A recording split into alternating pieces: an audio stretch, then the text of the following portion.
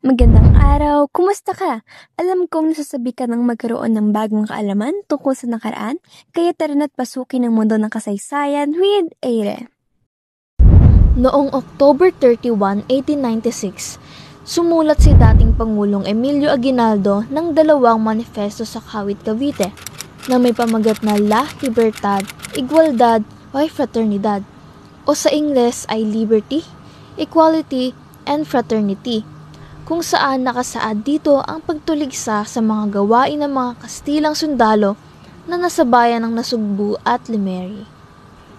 Ang dalawang orihinal na manifesto ay naisalin sa wikang Ingles ng National Historical Institute, pero ito ang nakasaad kung isasalin natin sa Filipino.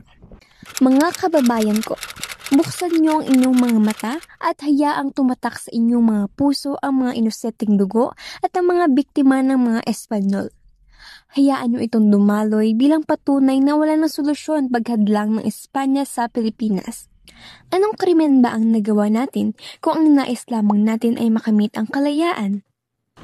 Ang itinatag nating gobyerno ay mas magiging maayos kaysa sa pamumuno ng mga Espanyol.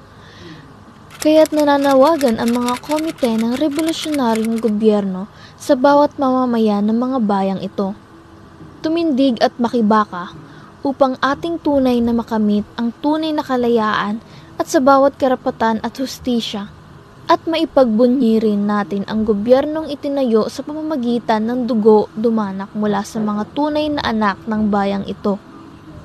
Ang orihinal na dokumentong ito ay matatagpuan sa website ng National Historical Institute.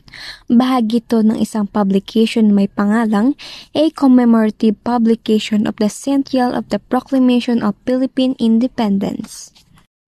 A gentle reminder from ARIPERI News na hindi lamang ang oras ang ginintuan, kundi pati na rin ang kasaysayan na ating dapat alamin at alalahanin. We hope you enjoyed watching this video about what happened this day in our history. Don't forget to tune to our next videos and follow our club's social media accounts. See you again in our history with Eire. A history commemorated is alive.